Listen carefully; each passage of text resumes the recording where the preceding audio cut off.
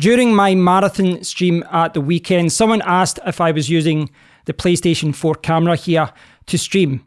Now, I don't. I generally run everything through my computer or my laptop, and I use a dedicated camera. I don't use the PlayStation 4 camera. I run everything through OBS.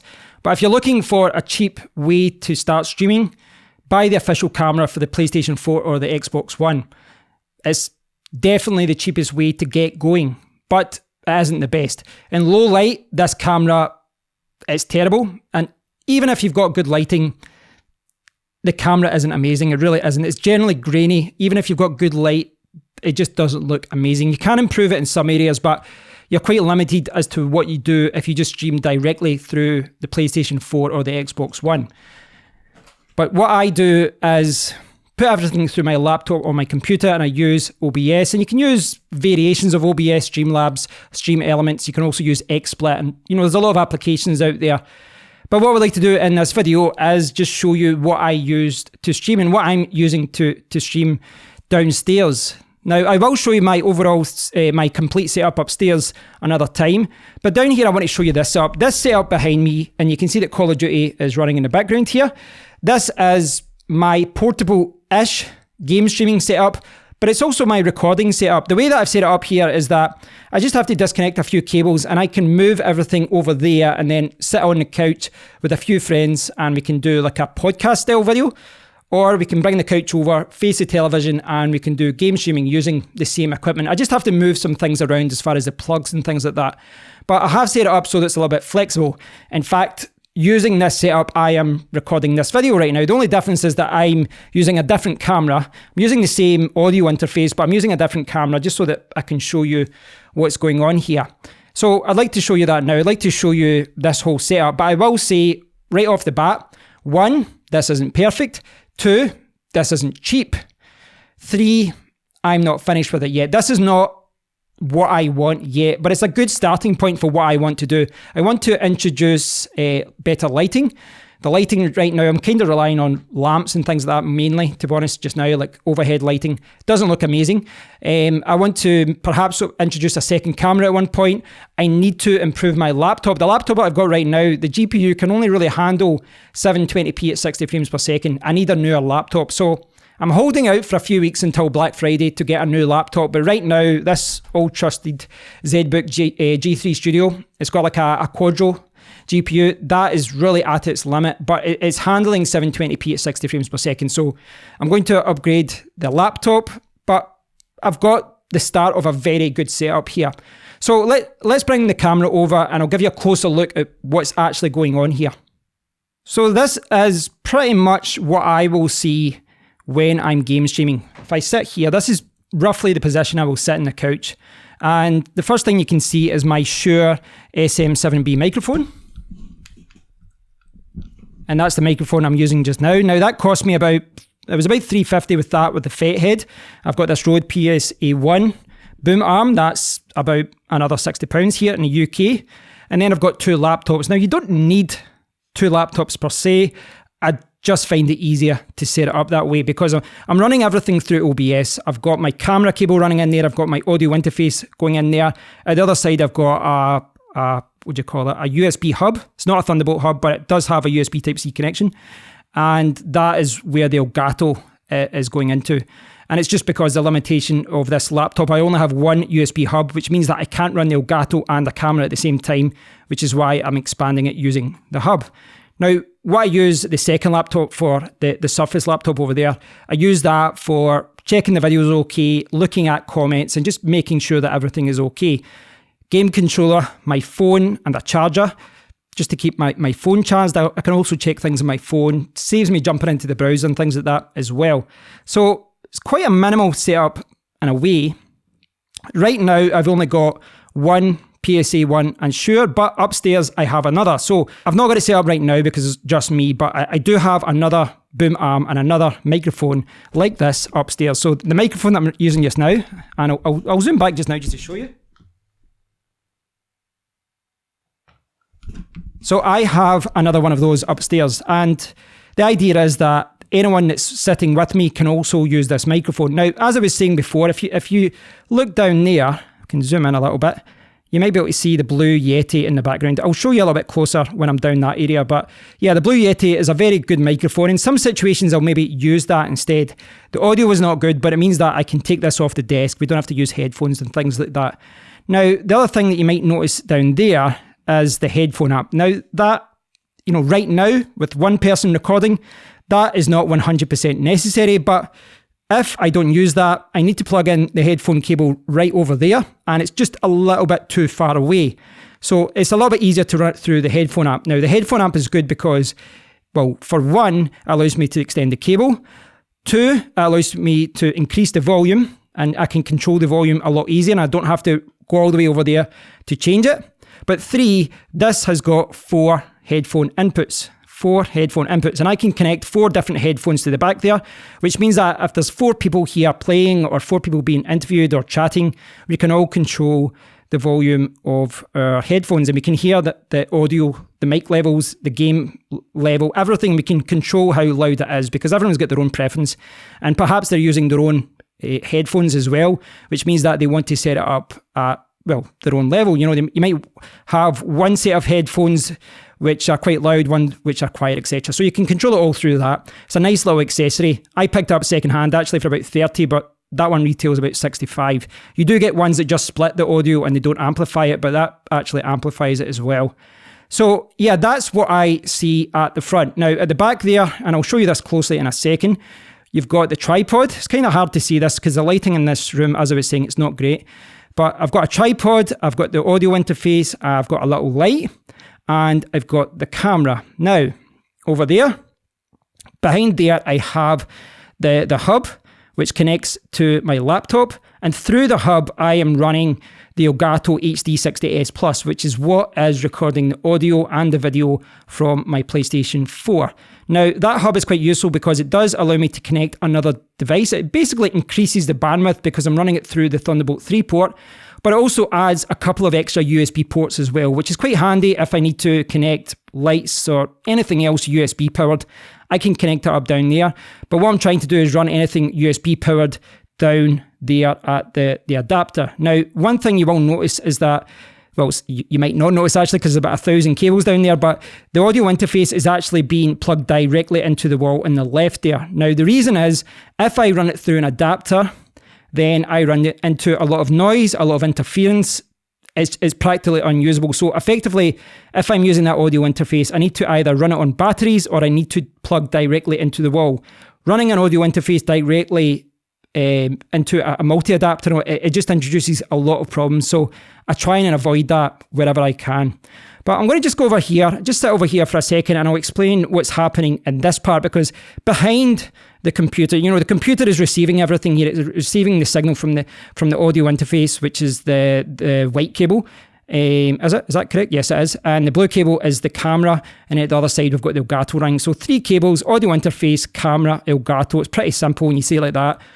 That laptop, again, that's a bonus. That's just there to help me during the stream, see comments, check the video, check the audio level. It's just a little bit handier having that there all the time and being able to do this, and it's out with the recording setup. So I'm not touching that at all, but I can still see comments through this one as well.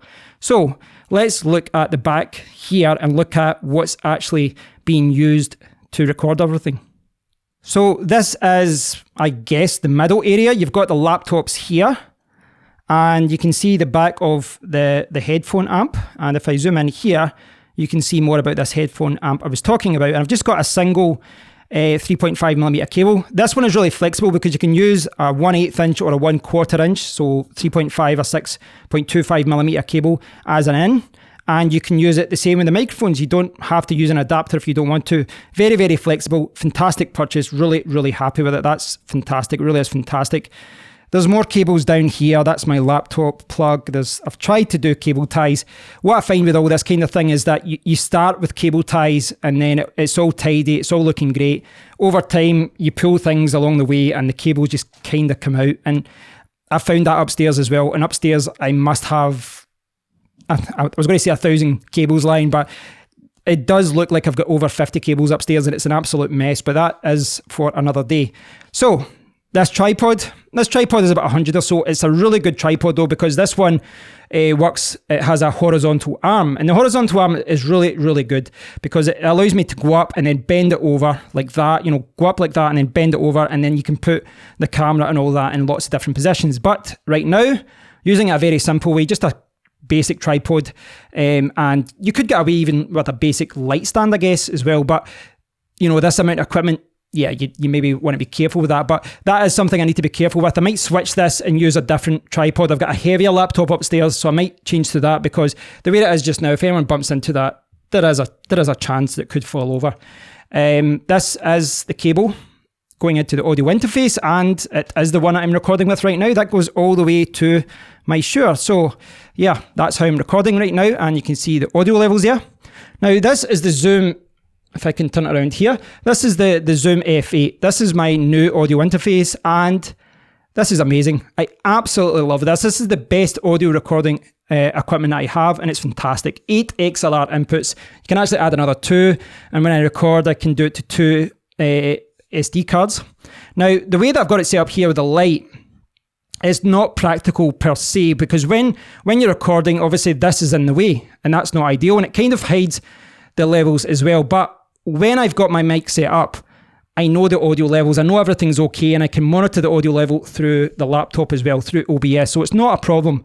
And what I can do is, if I loosen this magic arm, this is a magic arm here holding up this light, and down here I can not only switch on the light like that, I can dim it, put it up and down, so that's what I can do. I can change the colour and all that as well. Warm light. So there's a few different options there. Now, this is one of the cheapest LED lights that you can buy. But, initially I wasn't really impressed with this, but I must admit, when you actually use this, it does really help. It really does help with, the light that's coming there. So yeah, it's actually a lot better than I first thought. At first I liked it, and then I was like, I wish I got a more powerful light, but actually I like how small this is. The only thing I really don't like about it is the fact that the cable is fixed. It's not like here where you can take the cable out. This has got a fixed cable, so the cable just kind of gets in the way. I'd actually like it if I could just take the cable out when I'm not using it. Just keeps everything a little bit cleaner, but not a big problem. You can pick this up for like 15 or something like that. The PS4 is going to enter rest mode. Boo! Boo! Yeah, that's okay. But yeah, this is the LED. It just gives me a little bit more light. And if I do need to change settings, if I've got different people being interviewed, if I've got other things there, then what I can do is, move it out the way briefly, and then just position it back up so that it's not getting in the way of the camera. So it's not too bad. But if this wasn't here, and this will get removed, I guess, at one point, if I improve my lights, which I will, then I'll be able to see my levels pretty good. I'll be able to tweak things. But yeah, it works out really well. On the top, we have the Sony RX10, and you can pick this up secondhand now for just a few hundred. It's a fantastic camera. I didn't think I'd be using this, but you can see I've got a DC coupler here. So this was not designed to be powered with USB, but I've got a fake battery, and it actually seems to be working quite well. This was only £20 for this cable, but it allows me to use this more than just what's in the battery. The other day, for example, I streamed for over 7 hours.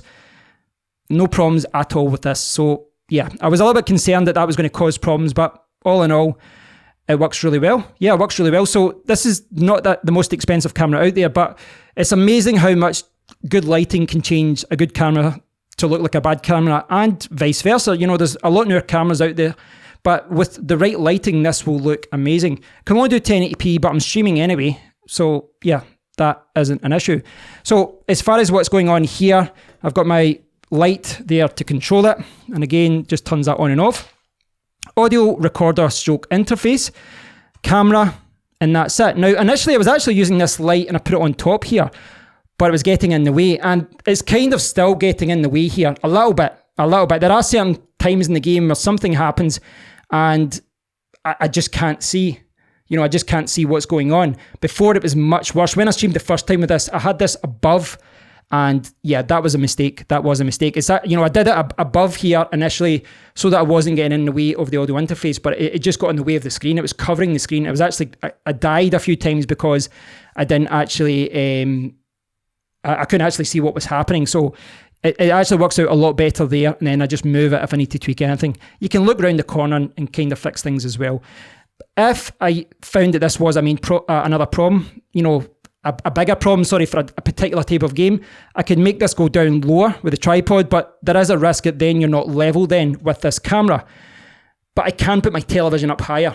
But again, that introduces a separate problem with the television being too high and then you're looking up. So it's trying to find the right balance between getting the camera in the right position, not ruining the gameplay, but also making sure that you're at eye level when you record. You can see the PlayStation down there as well. Call of Duty Modern Warfare. Absolutely love this game. And then there's the Blue Yeti. This will replace the audio interface and make sure if there's a couple of people and we don't want to have all the headphones in it plugged in.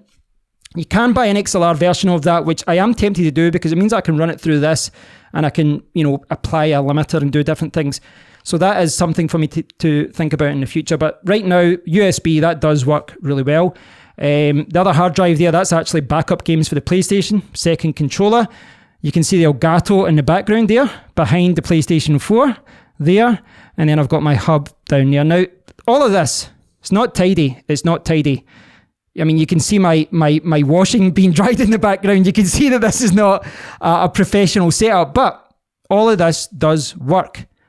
It does cost money. I'm not lying to you. This is, over 100 for the tripod, 15 for this. I paid 600 for this. Back in the day, I paid a couple of hundred for this.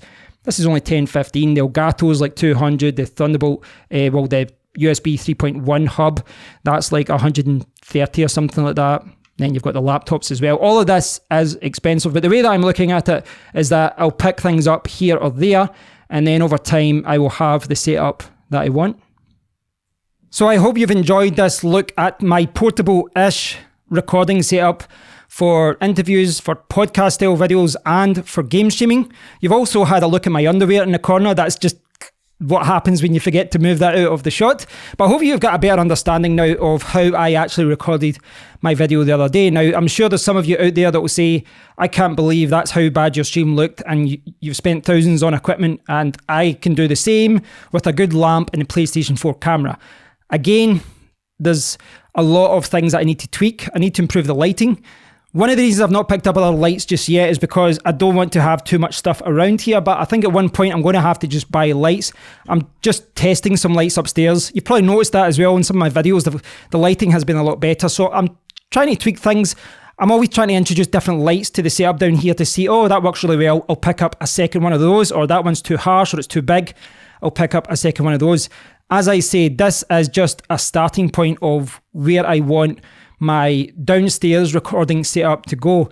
Now, I say it's a portable setup. It's portable-ish. Obviously, if I had to put all of this into bags, it'd probably be 2 bags. When you put in the 2 mics, the audio interface, the laptops, the tripod and all that, it'd be like a bag or 2 worth of equipment. But it's still a lot easier than trying to transfer what I've got upstairs. But, the full computer, the full desk and all that. But downstairs, this is actually quite a good setup. I'm probably about 5 minutes now. What I'm trying to do is when I disconnect the cables from the laptop, I just move that around. You can see that light there. It can get in the way. When I take the cables out, I can close the laptop down. I can put the tripod over there, and it really is 5 minutes. And then I just have to lift this up. This will just lift out and I can set it to the side. It's very easy to kind of move it around and change it when I need it, and whenever I need to move my couch around and things like that. Now, again, I stress this is not perfect. It's not exactly what I want right now, but hopefully by watching this video, maybe I've given you some ideas as to what you can do with your own recording setup, your own game streaming setup. Hopefully I've given you some ideas, and hopefully you've enjoyed a look into how I actually produce the gaming videos that I do when I'm recording downstairs. Hopefully you've taken something from this, and that's the way that I look at all these kind of videos as well. When I look at other people's setups, when I look at the recording equipment and all that, I don't want exactly what they've got, but there's always something that I look at and go, I could do that with my setup. Every setup is different, every recording environment's different, but yeah, hopefully you've picked up something from this video. I hope you've enjoyed it. Please do leave a comment if you've got any questions about it, and until next time, take care.